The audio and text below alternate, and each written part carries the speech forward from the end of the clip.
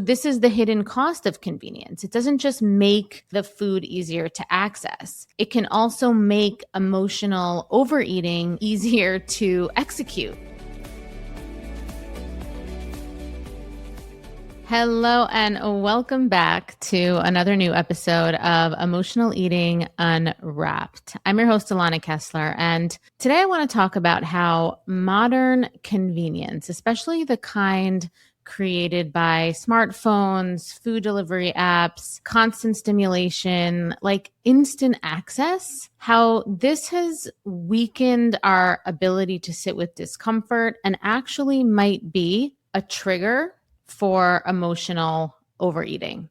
Okay, so I'm going to get into it. I'm going to talk about 5 different things. And I just want to say that I don't think technology is bad. I don't think your phone is the enemy. This isn't like shut off your phone or never, or, don't use anything convenient. It's just that the way that we live these days, we have created this environment, and this is a social thing. This is like a macro thing where discomfort rarely has to last more than a few seconds. It's not a great thing. It's like if we're bored, you scroll. If you're lonely, you immediately can open up an app and swipe and get into a conversation with a stranger, right? You can check Instagram. You can watch something immediately. You have anxiety. You can refresh your inbox, watch TikTok, distract yourself somehow. You get a craving for a food. You can open up a food delivery app and order it and have it in 15 minutes, even less sometimes. On the surface, a lot of this feels like progress, right? It's like easier, more efficient, faster. But like I said before, we've lost the ability to be uncomfortable, to sit with boredom without any kind of stimulation. We've just lost the ability to wait. We've lost the ability to be in anxiety or restlessness or uncertainty or even awkwardness, right? This suspended state without trying to escape it somehow. And that loss is showing up in how we relate to food and to eating. That's really what I want to talk about today, because when you train your nervous system to expect instant relief, instant distraction from every uncomfortable or just static feeling or static situation,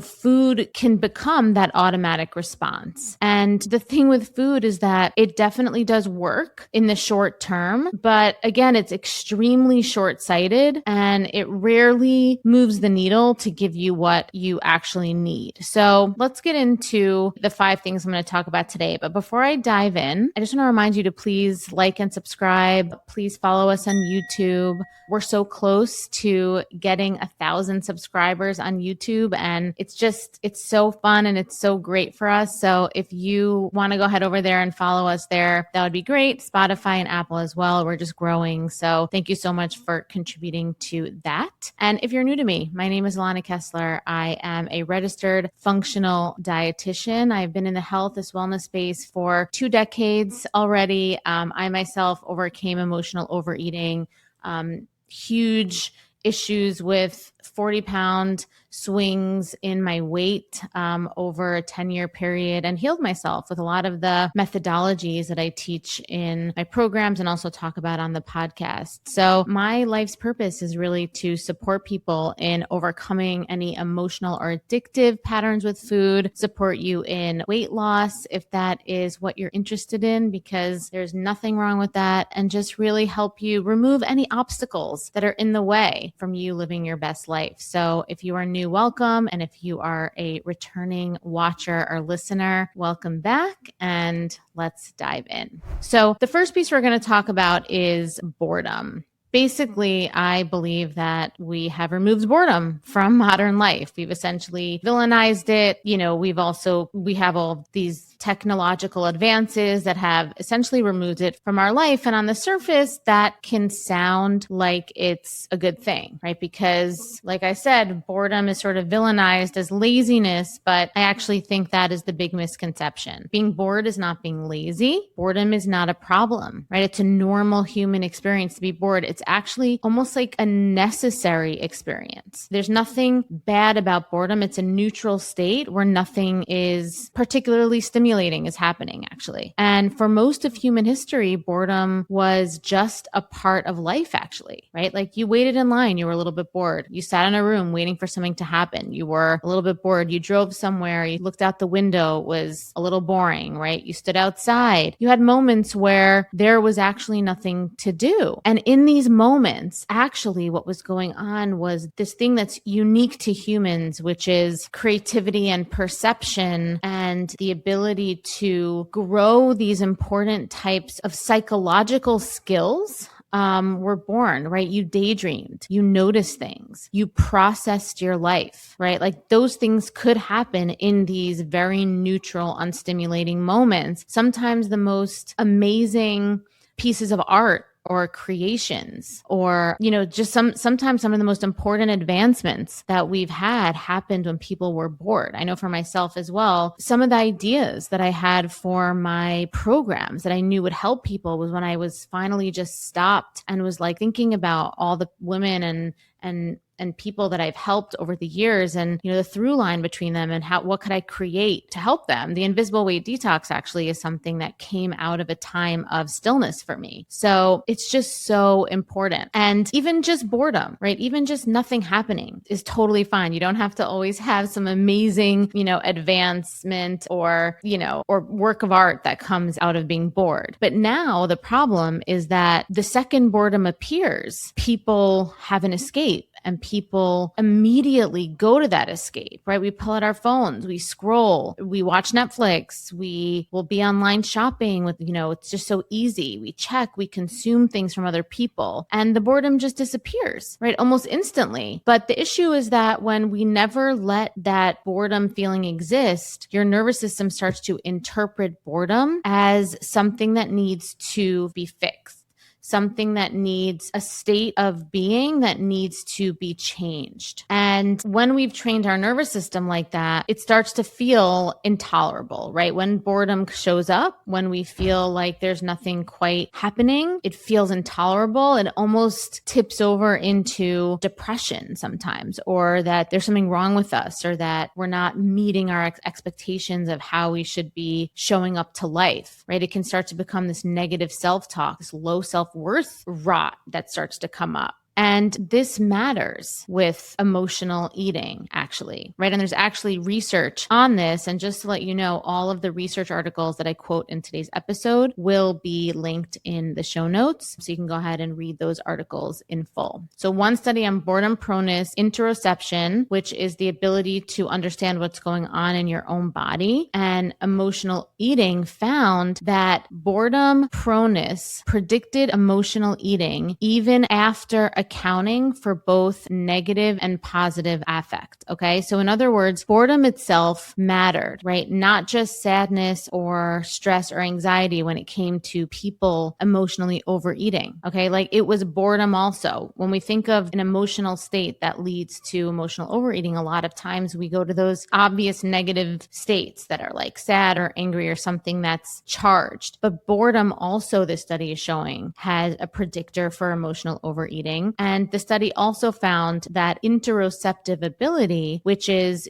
like I said, your ability to sense what's happening inside your body, was also independently related to emotional eating, emotional overeating. And that makes so much sense, because if you're bored, but you don't know how to simply just be bored, just be in that bored state, and you're not fully connected to what your body is actually needing or what's going on, and you don't know how to just ride the wave of this, you look for something to escape this state of being. And food does that, because eating gives you stimulation. It gives you something to focus on, right? It gives you that oral fixation. It gives you pleasure. It also, the tastes can give you this aliveness feeling. It feels like you're doing something. And this is one of the ways that smartphones also contribute to emotional overeating, because they teach us that every unstimulated moment can be turned into an entertainment moment. It also trains our nervous systems to always be consuming something, right? Always be doing something. So when there's nothing to do, it feels wrong and we want to consume, we want to do, because we associate consuming with changing the state of boredom. Okay. And obviously, as we know, food is one of the main things that we consume. The second thing is we lost the ability to wait, okay? Everything has become instantaneous. We don't have to wait for anything anymore, right? You want to watch something, you stream it immediately. You want to know something, you Google, or now we, Chat GPT. You want to talk to someone, you immediately text them. You want to buy something, you buy it with one click. You want food, you open up one of the many food apps, right? We've compressed the line between wanting something and getting it. Okay. This is the most important thing. There's no gap anymore between having a want and getting it. And the gap matters because the gap between wanting and getting something, this is where the nervous system strength to overcome emotional overeating lives. This is where the awareness starts and the training for the behavior starts to also take hold, right? It's where you get to ask yourself, do I really want this? Do I need this? What's going on? Is this actual hunger? Is this anxiety? Is this a passing urge? But when everything is instant, the waiting and the getting, they happen so close together that there's no room for this kind of self-inquiry, right? Immediately you feel uncomfortable, you act, right? You feel lonely, so you snack, right? You feel anxious, you snack. It's just this immediate automatic thing. And by the time that you realize what's happening, a lot of times you're already eating, which is why so many of my clients feel like it's automatic because we're not trained in this waiting situation, right? There's no friction anymore between the urge and the eating, right? You don't really have to plan anything. You don't really have to do anything. You don't have to go to the store, right? You don't have to prepare. You don't have to cook. You don't have to prep. Right? You don't even have to speak to someone and have someone hear your order anymore, right? You tap a button and the food just appears, right? Another study that I was looking into on online food delivery apps and young adults found that more frequent use of these apps was associated with less healthy eating behaviors, especially increased uncontrolled eating. Okay. The study also looked at depression levels and attitudes towards these apps, which matters because emotional state and access are not separate. When someone's already feeling low, stressed, right, dysregulated, when someone's already feeling that way, instant food access can become a part of that coping loop. And I'm not just talking about the food, getting the food and eating the food. I'm talking about the fact that now you've asked for something and you got it immediately. Okay, that is also an important piece of it, right? It feels like you're getting something, like you're being listened to, you're being heard, you're being seen, right? And I don't think that's a coincidence that they're intertwined, right? Food delivery apps, they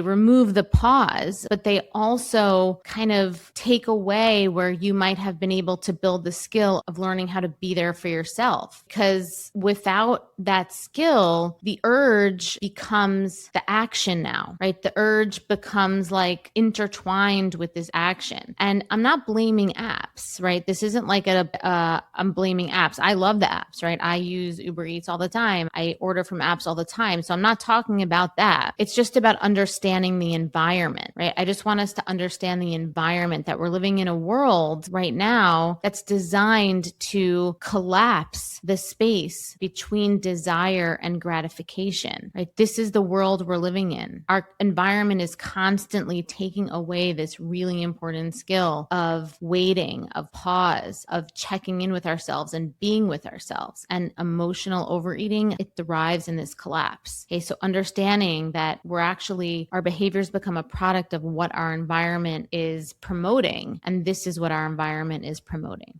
You've built a good life. From the outside, it looks like you have it all together. You eat clean, you work hard, you take care of everyone. But there's this one area that still feels impossible to master, and that is food. You can eat perfectly all day and still end up in the kitchen at night wondering why you keep doing this. You promise yourself you'll start fresh tomorrow, and I know you mean it every single time. But the cycle, it always finds its way back, especially when you're stressed, when you're overwhelmed, or when you're just tired of being the one that's holding it all together. And I get it because I lived that way for years. And what I learned is this: the problem, it was never about food. It was the pressure underneath it, the perfectionism, the self-doubt, the part of me that never felt safe and secure to just be me. And that's why I created the sober eating sequence. It's a proven 3-phase method that rewires the emotional patterns and the belief systems driving overeating so you can relax, trust yourself around food, and release weight completely naturally, without force and without obsession. Because when your body feels secure, it lets go. The cravings quiet, the self-punishment, it softens, and food, it stops being the thing that you have to fix. This is not another plan. This isn't another rule book. It's a revolutionary transformation for your nervous system, for your body, and for your identity. So join the sober eating movement today. The next thing is convenience is not neutral. Okay. That's why I think we need to talk about convenience differently, because we usually talk about convenience like it's automatically good, right? And in many ways it is good. Right? Convenience can make life so much easier. It could save time. It can reduce stress. It can help people, as it relates to food, it can help people access food much easier when they're busy, tired, disabled, overwhelmed, caregiving, working long hours, right? Stretched thin. So I'm not demonizing convenience here, but it is about asking, like, what happens when everything becomes convenient, right? What happens when every need, every urge, every craving, every time you're bored, every emotional dip, every moment of discomfort can be answered immediately. Okay. And so another study was actually a 2024 systematic scoping review on convenience as a dimension of food environments, right? It found that convenience is a major driver of food choice, but it is often inconsistently defined and measured in nutrition research. Okay. So a lot of nutrition research they don't consider the convenient piece, right? When they're talking about why people choose certain foods. So the authors of this study proposed thinking of convenience as something that reduces the time, physical effort, mental effort, and skills for planning, acquiring, preparing, eating, storing, and transporting or cleaning up food. And I think that definition is so important because convenience is not just easy, right? Convenience removes effort, and we need the effort. We need to have the skill of effort in order to be able to not be a slave to our urges, right? And convenience removes planning. It removes decision making. And again, it's helpful sometimes, right? Sometimes it removes the exact friction that would have given you that valuable skill. Learning how to pause and ask yourself, what is my motivation for eating this? Is this actually what I want? Is this going to meet the need that I think it's going to, right? Or am I just trying to escape a feeling? And so this is the hidden cost of convenience. It doesn't just make the food easier to access. It can also make emotional overeating easier to execute. And it's not because of you, right? It's not because you're particularly or specifically trying to sabotage yourself, but because the environment has made the fastest choice the easiest choice, and therefore the choice that you're most likely to pick, right? And when you're already emotionally uncomfortable, your brain isn't going to be looking for the most nourishing, the most skillful, or the most aligned option with your ultimate long-term vision for health. And it's just not. It's just not. And the next thing is we trained our nervous systems to expect fast relief. That's what we've done with our society, with our environment. And our nervous system is always evolving. It's a great thing, especially if you're healing from any kind of traumatic experience. It's why we can heal, because our nervous systems can evolve. But if we don't evolve them in a way that's to our highest benefit, it can also devolve. Our nervous system's always adapting based on what we repeatedly do. That's why repetition is so important important when it comes to changing behaviors. And repetition is also really important when it comes to behaviors that might not be so great for you, right? And if every time, there is discomfort, this type of relief, that's this immediacy, like scrolling, shopping, eating, ordering, is available, your nervous system just starts to be trained in this fast relief. What it learns is that discomfort, it shouldn't last, right? Discomfort means that we need to change the state and escape immediately, right? Discomfort means that we need to do something now. And this is where your tolerance for discomfort becomes weak. And the only reason it becomes weak is because you're out of practice of tolerating distress, right? And distress tolerance, it's your ability to experience emotional discomfort without immediately needing to escape, numb,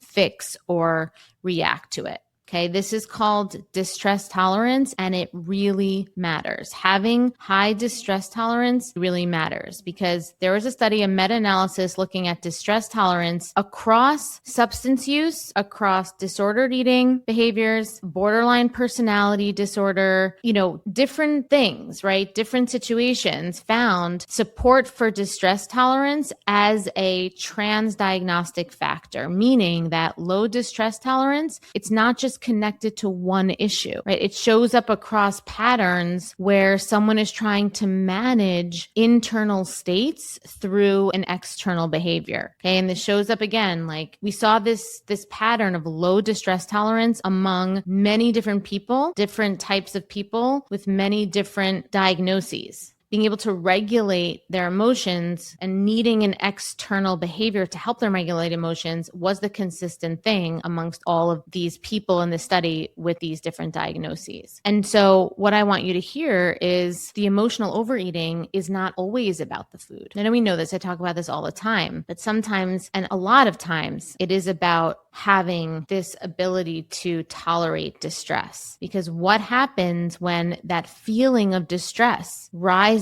in your body, right? Whatever distress feeling that is, and we talked about earlier, sometimes it doesn't have to be like some charged feeling. It could sometimes just be boredom that your body registers as distress. But what happens when that arises and you don't have the internal capacity to stay with it? Food becomes the relief, right? And not because the food is like so tempting, right? And it's not because food is what you really want, but food is fast, right? Food is this reliable thing to consume that changes the state. It's usually easily accessible, right? And it does work, right? It does work for a very short term, but it's not a true solution, right? It's not a true solution.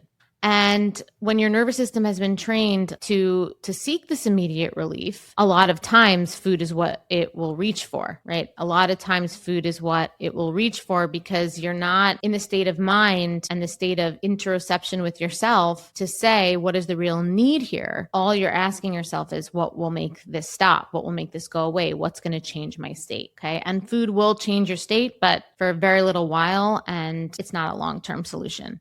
And the last thing is this convenience culture has done is that it's removed friction. Okay. And, I talked a little bit about this with the food apps, but we can be taught that having friction, having a little conflict, having a little challenge, right? Convenience removed challenges, and challenges are not a bad thing, but we've removed challenges in so many different areas, right? We've removed challenges when it comes to having takeout. We could just do like one click, right? We saved our passwords. We don't even have to remember what our passwords are anymore. I've done this a million times where I've just forgotten what my passwords are, but Google remembers it in my managed passwords in Google. So I don't even have to think, right? There's this autofill, right? We have algorithms that predict what we want before we even fully know we want it. And then we're like, oh my God, I need that, right? Everything is designed to anticipate for you and then make it really easy for you to get this thing that they've anticipated for you that now you're like, oh, I want this. And sometimes it can be great, right? Sometimes it can be really great to not have to do the heavy lifting, to not have to do the research, to not have to have any challenges in the way. But friction and having challenges, it serves a purpose. It puts that space between the impulse and the action, which as a human is so important because in that space, that's where we get a chance to choose. That's where we learn how to make decisions, right? And this is one of the biggest things I hear from the people that I work with is they don't trust themselves. They don't know how to make a decision that they know is going to be good for them. And that's because this space where we used to have to learn how to do this is no longer. It's no longer. So we don't have the time or the space to say, do I really want this? Is this aligned for me? Is this going to help me? Is this what I'm actually needing right now? Right? When there's no friction, when there's no challenge, there's no pause. When there's no pause, there's no choice. There's just impulse and there's action. It's very primitive. It's very reptilian, right? We have the discomfort and then we have the food. This is why emotional eating and emotional overeating specifically can feel so automatic, because in many ways it actually is, right? Our environment has removed the obstacles that used to slow the pattern down, right? If food is in the house, it's super easy to grab, right? If you're emotionally charged, it's like one tap away. The distance between feeling something and eating becomes extremely narrow. And then afterwards, you'll wonder, right, when it already is happening, like, how did I end up here again? Or you feel like it's completely has power over you. But the answer is so simple, is that there was no pause, because convenience has removed the pause. And without the pause, your nervous system, it did what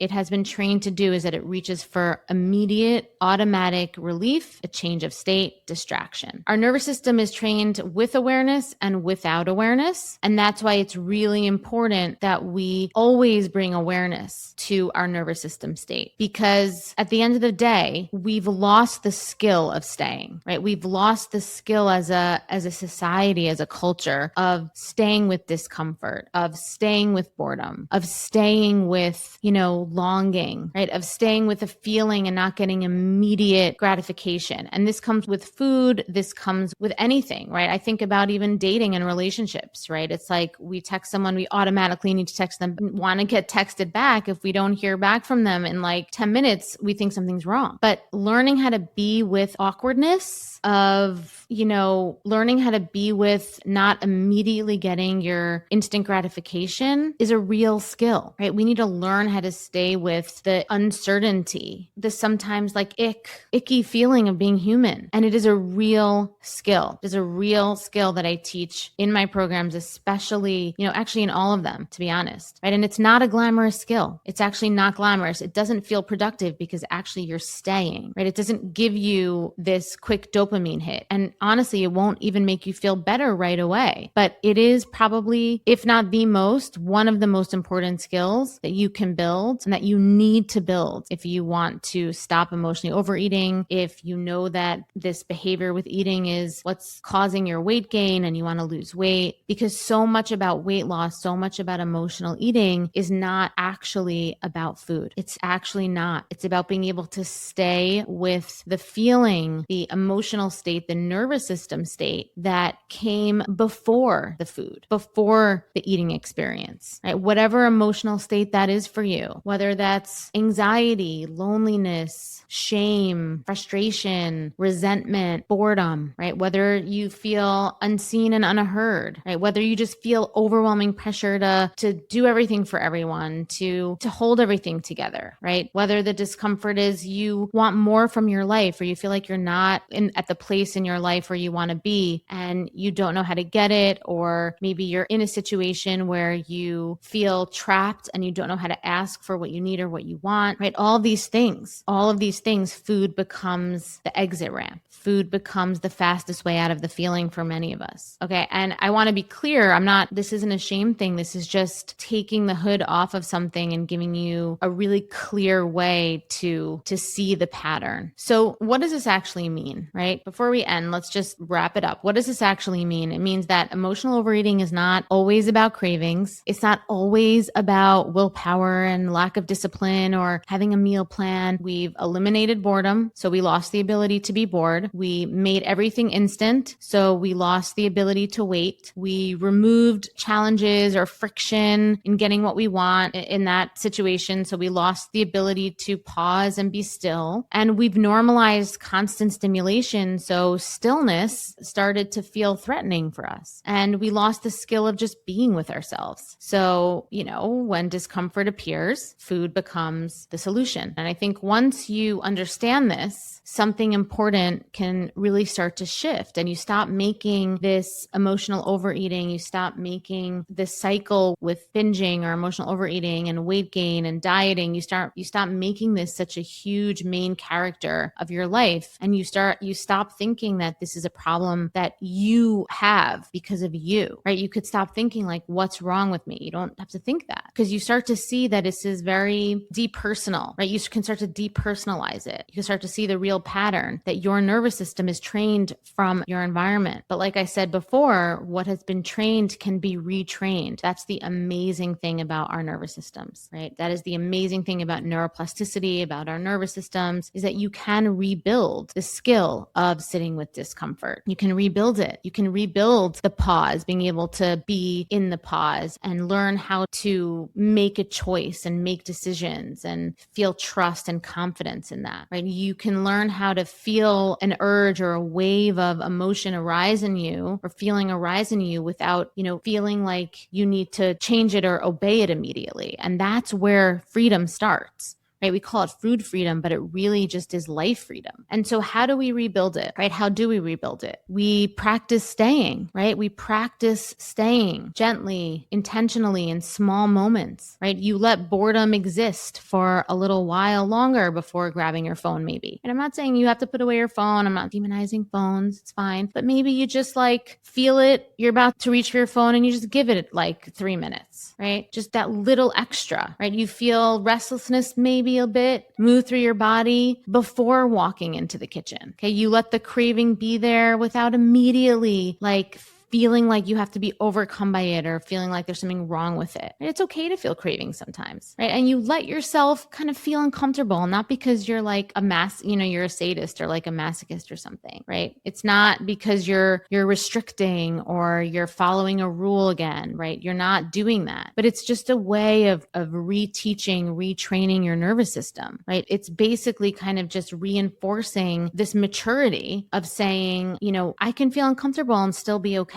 Because it is a bit of an immature type of way where we have to find relief for every discomfort, right? Children have that element to them. We're training our nervous systems in maturity, right? That this feeling doesn't need to be escaped immediately, right? I can pause, I can wait, I can be uncomfortable, I can make a choice that I might not immediately make me feel better, but it makes me feel good because I'm aligning with a more mature, higher version of myself, and the discomfort is fine in there. And that's the skill that changes everything. Because once you can stay with this discomfort, even briefly, you're no longer trapped in the automatic loop. You have agency. You have choice. You don't have to feel like food is this monster that is overpowering you, right? You don't have to. You can start to be there for yourself and give yourself other tools in the toolkit other than food, okay? And I just want to say that sometimes maybe you will still choose food here. I always say that this isn't about never not emotionally eating, right? This isn't about that. It's just about feeling like food is not your only option, okay? Because freedom is never about never having the urge, right? That's not what freedom is. That's just not a realistic thing. That's not what freedom is. Freedom is having enough of a skill to choose what you actually need and what you actually want in a intentional and aligned way. Okay. That's what freedom is. It's to know that you were in full command of whatever choice you made, and it was not automatic, even if that is sometimes food.